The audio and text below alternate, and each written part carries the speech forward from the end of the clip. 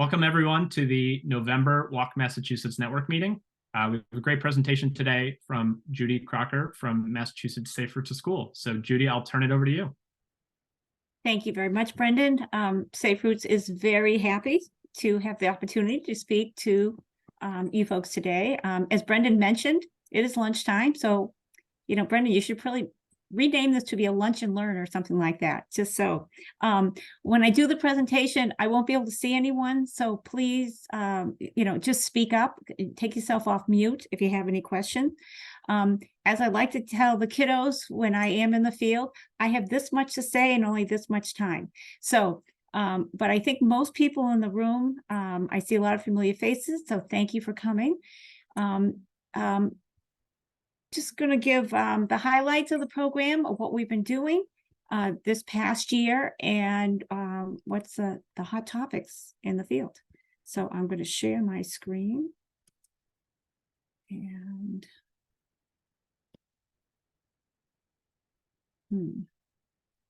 okay, I'm looking for my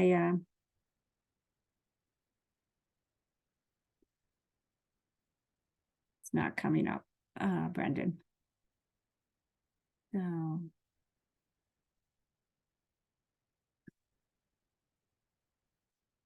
I also have the document so I can bring it up as well. Yeah, it's I don't know why. Oh, you know what?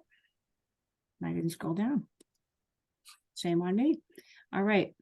There we go. Okay, so can everyone see this all right? Terrific. All right. So again, stop me at any point in time. My apologies, but you can see me. I can't see you. So here we go. So Safe Routes to School. So Massachusetts Department of Transportation Safe Routes to School program. We are free. We're your taxpayer money at work. We're federally funded. Thanks to the bipartisan transportation bill that passed 2 years ago this month, we are now grades K through 12. We work with public and public charter schools because we're federally funded. And at the end of the day, we're working to really increase safe biking and walking, but we use a collaborative, community-centric approach that really works to bridge the gap between health and transportation. So, this is just what we're going to be talking about today. Just the program in general, a little bit about active transportation and what's the latest and greatest. So, Safe Routes to School is actually an international program started in the Netherlands. It's in about 45 countries. And the US, the parent organization, is the Department of Transportation. It's in all 50 states, thus MassDOT. We are very proud because a year ago, this month, we actually surpassed our 1,000th partner school. Basically, a partner school is just someone who agrees to work with us. So very easy.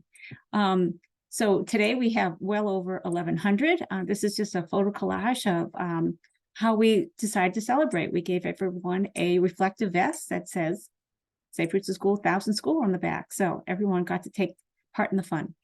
We also have well over 200 alliance partners, and those could be state, local organizations. Like Manchester Ped Bike Committee is in the audience, just to give one example.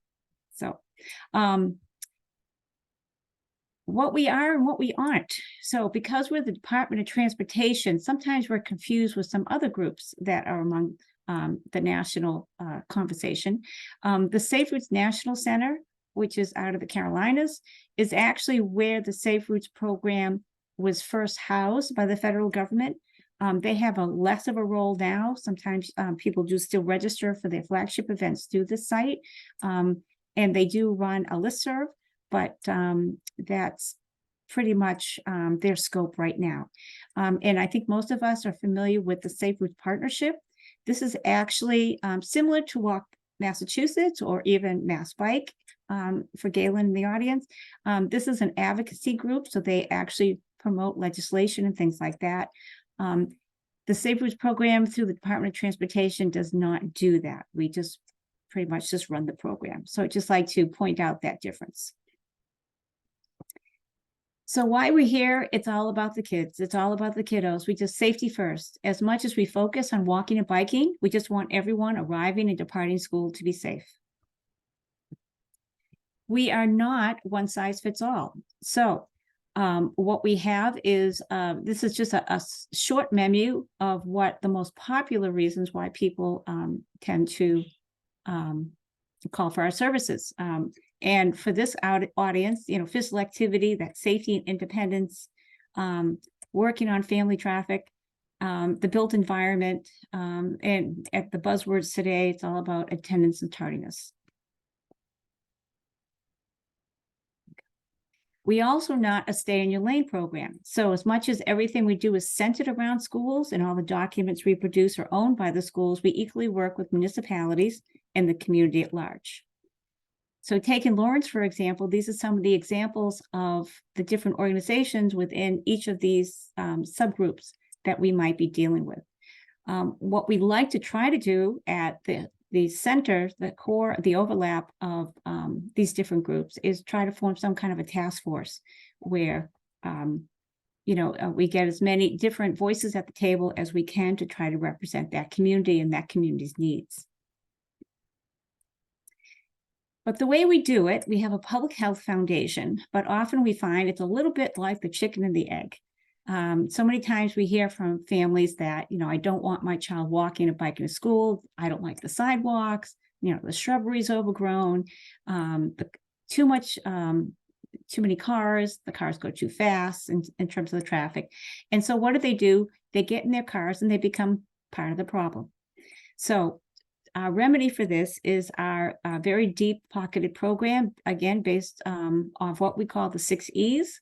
I'm going to touch on some of these during our conversation today, but encouragement is where we celebrate how the students are getting to school.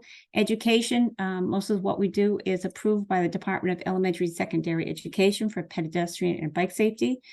We also have driver education. Engagement is working with, say, crossing guards and arrival dismissal circulation plans. Really, what are the rules? Evaluation is our map making. And then for engineering, we use what we call best practice engineering, and this deals with walk audits. Sometimes we buddy up with Walk Boston for Walk Massachusetts. Sorry, Brendan. Still getting used to the new lingo. As well as arrival dismissal observations, which is really on school property and around the school zone. So I thought we'd just take a moment, because everyone in the room is talking about active transportation, just to see how we like to overlap it with the Safe Routes program. So there are many different student benefits that can come out of student transportation. I'll just go through these pretty quickly. So the buzz right now is all about absenteeism and tardiness. So Commissioner Riley last month, just a couple weeks ago, actually, at the October board meeting, really is trying a new focus on absenteeism across the state. These numbers are really very sobering. The chronic absentee rate in Massachusetts is 22%. He says it affects about 3/4 of Massachusetts schools. So even though you think it's only the only other guy, this is really broad-based across every elementary, middle, and high school. Alarming also is the rate in the elementary schools has more than doubled since it was pre-pandemic. So the numbers are very sobering. There's also always talk, especially in research, about its impact of losing time on learning, being absent or late to school, and how can we measure that? And so the number one way the state tends to measure that is through the MCAS. And I just highlighted, again, this is from last month's meeting, where it's quite stark, the changes in the scores. So there are many different programs.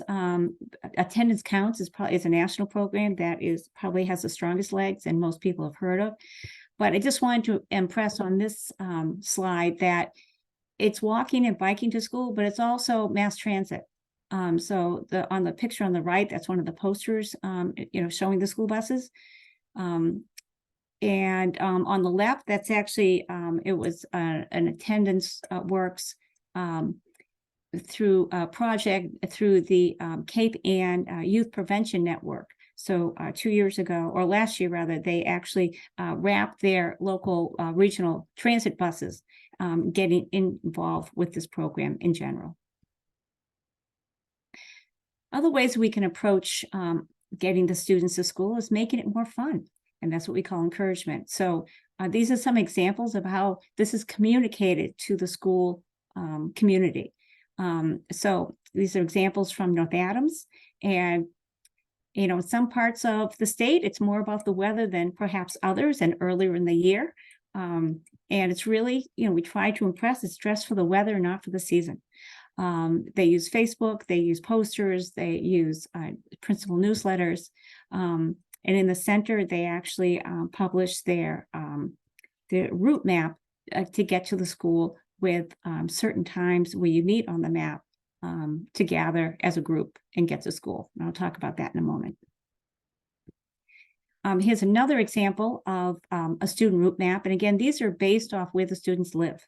And so doing a project in Lawrence discovered that the vast majority of Lawrence students live within 3/4 of a mile to school.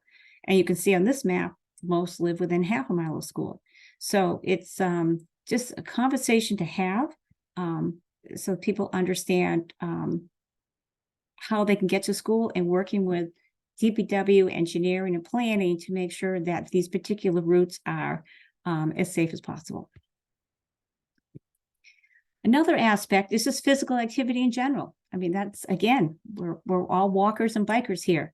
So according to the CDC, working to increase physical activity before and after school, well, that's what Safe Routes does. Using active commuting options. It names us right there, and walking school buses.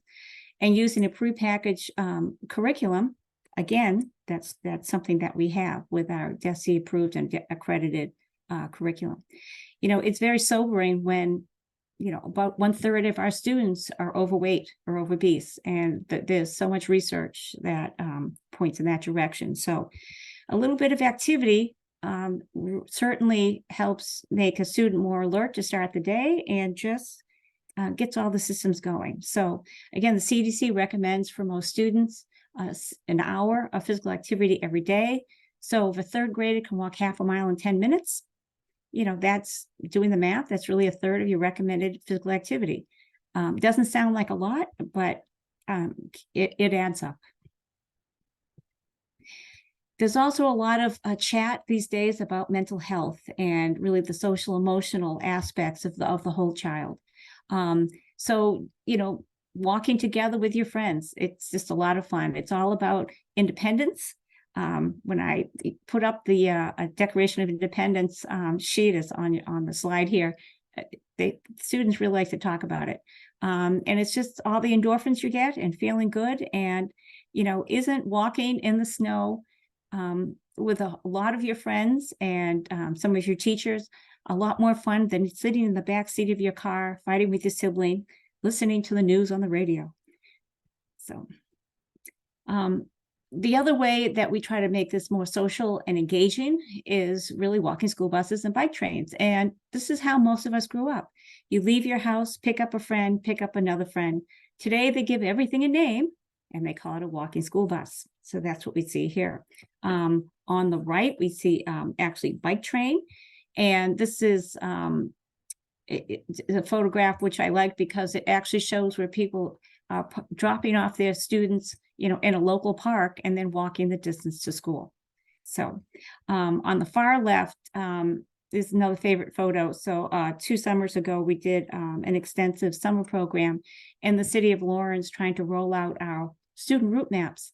And one of the, you know, we called it an experiment with the students, where we were at the Y, the Boys and Girls Club, and at one of their summer school programs for the public schools, there was a green space. So we knew the distance around the green space. And so we asked the students, how long would it take you to walk 1/2 a mile? Well, you can imagine the guesses were all over the place. So we just let them walk. And at the end of it, when they finished, it was about 10 minutes, 10, 12 minutes. But it was more how they walked. They walked in groups. They were talking. They were laughing. They were just having a good time. You know, time passes when you're just, you know, more relaxed about it. So another thing that we do in the Safe Routes family is that we celebrate our flagship days. We have 3 per year. We also have a very deep library of no-cost, low-cost ways to make it more fun. So on the left, you have just simple sidewalk chalk. Everyone signs their first name when they get to school. Nothing melts your heart as much as, student penmanship, if you would. On the right, we have Crazy Sock Day. Doesn't get more simple than that. And in the middle, consider taking all your excess pumpkins from Halloween. Just take a pencil, put a lot of holes in the back, get a lot of colored feathers from a craft store, put a turkey face on it, and everyone who comes to school gets to put a feather in the turkey. These actually can stay outside for most of the month of November up until Thanksgiving. So people get a lot of mileage out of these. Those are just some examples of things we try to encourage people to do. And it's also about the climate, everything green or not so green. This comic was in the Globe recently.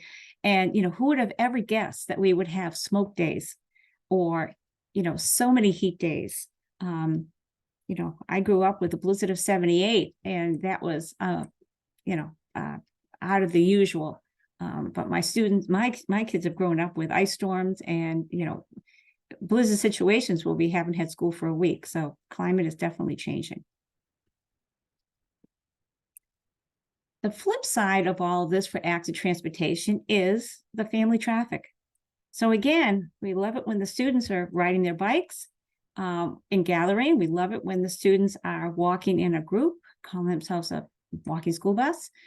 But it's so much on the right. It's that queue of parent traffic, family cars, which really it clogs up our school driveways that were not built for this type of traffic. It spills onto public roadways, which, we're not being a good neighbor and impeding public safety. So we like to try to educate parents that they are not in traffic, they are the traffic. And this is what we're trying to change people's behavior to consider getting out of their cars at least once in a while.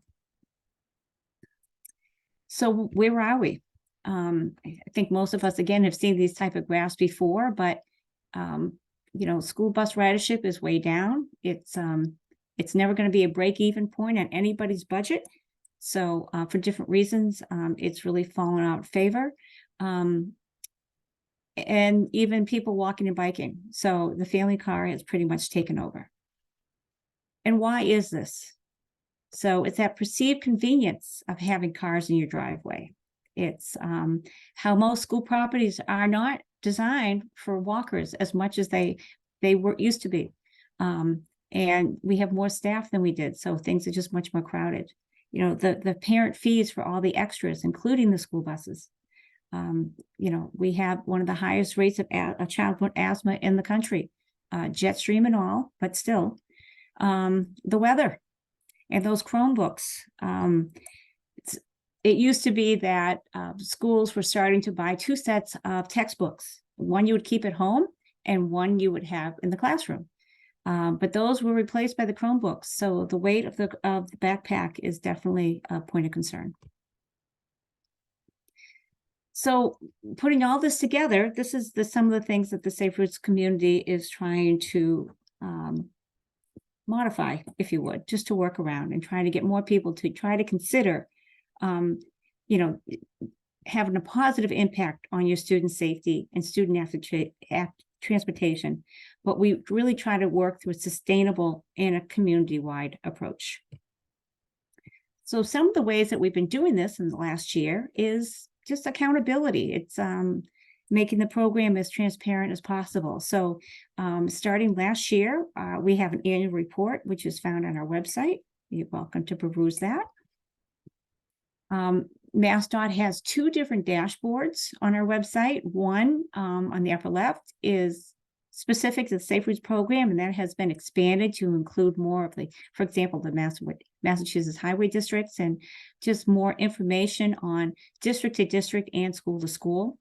And we've also, kind of following in Walk Massachusetts footsteps, municipal transportation dashboard, which you can look up for your individual community and just look at different multimodal and infrastructure variables. But at the end of the day, it's really about what happens around the school and in the school zone. So MassDOT this last winter put out a grant application for if you were interested in having the flashing school zone signage. Most of them had a speed radar back, flowback. 50 people or 50 schools were what they were hoping to award. They ended up awarding 140. So the need and the desire is definitely there. So again, it's everything about walking. It's a lifelong skill that we're trying to get everyone in the swing of.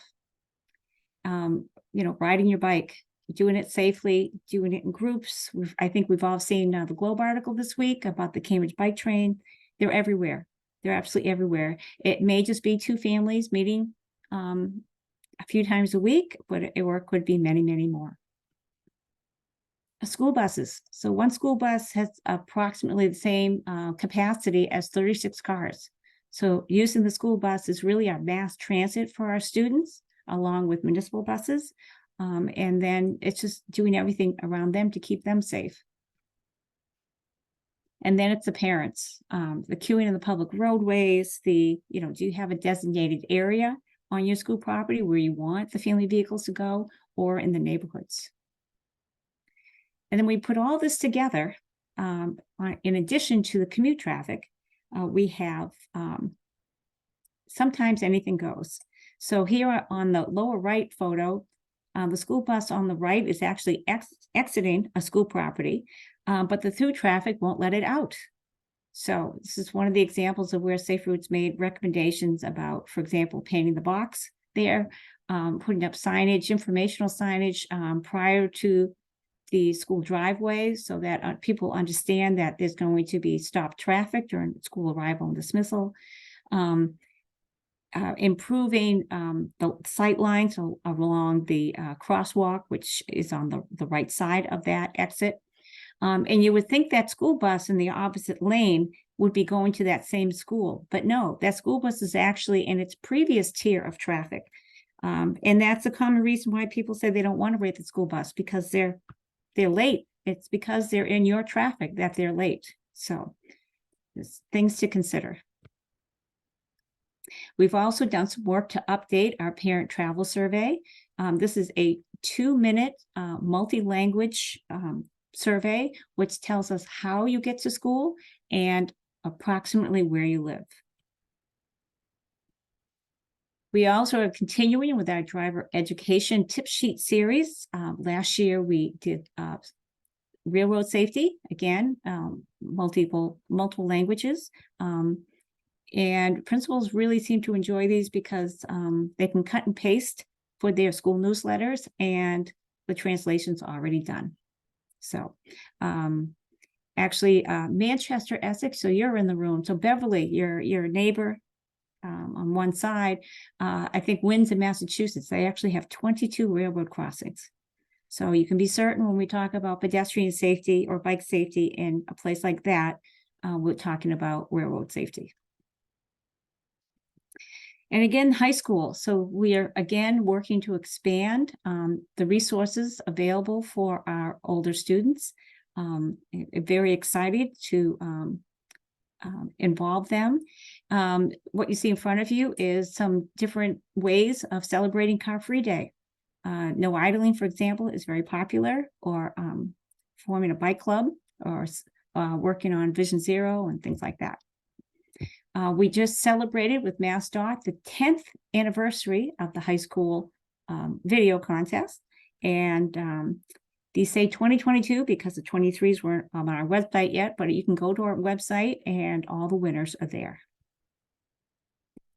A lot of the opportunities we offer for the high schoolers are really around educational and volunteer opportunities. So whether it's working on a bike rodeo, say on the left, or it's peer-on-peer learning, really helping teach the pedestrian safety in the center.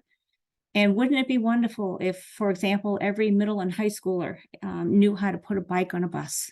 Just a global life skill, if you would. So to this end, we have a high school ambassador program. Very excited about this. It was actually paused a little bit because of COVID, but now it's a full rollout.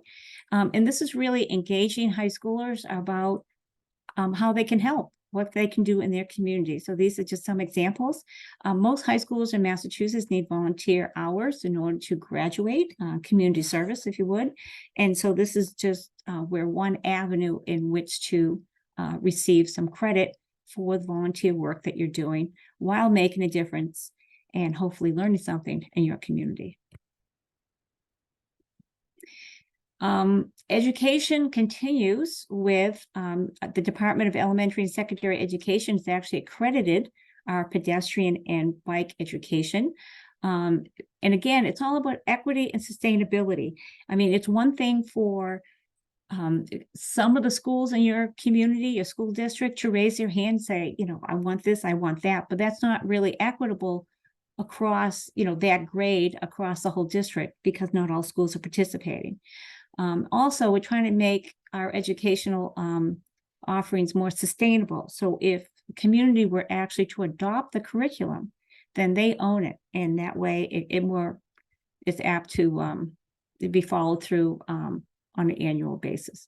So this is a 10-hour program. It's part of it's self-paced, part of it's online, part of it's in person, as is many of the DESE offerings. And it's folks can do really whatever part of it they want. This is geared more toward, say, nurses, educators, paraprofessionals. We have done this with some pedestrian bike committees. I think of Newburyport's Livable Streets, for example.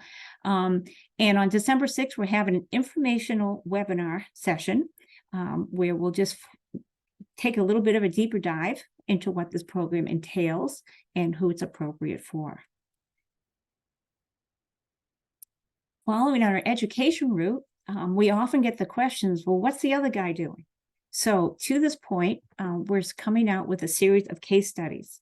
So this past year, we picked 4 communities each to do something about bike rodeos and the walking school bus. So the thought with this is that you might find a like-sized or like concerned community, and you might be able to glean something which you could attribute to your own backyard. And this is always a perennial favorite. We have our annual yard sign contest. These are some of these were the winners from last year. We were very excited because we actually received some multilingual submissions. So here they are. And it was all about, you know, traffic calming. At our annual award ceremony, which we hold every year in June, we were super excited because we went back to the State House after our COVID break. The Nikki Tischler Award, which is the highest award that we offer within our program, this year was awarded to the Mass in Motion coordinator for the city of Holyoke, Stephanie Colon. She's on the left, and then on the right, there's many different members of the Arlington community celebrating the Crossing Guard of the Year. We've also kicked off our own listserv. You know, again, looking for an organic conversation. Folks can just chime in with what they want. We're not really there to, you know, give all the answers. It's more of a conversation online. So upcoming events where we can continue the good fun is hard to believe, but January is right around the corner. So our annual yard sign contest, the theme has not been announced yet, but that will be forthcoming. We have our usual continuing education webinars, if you would.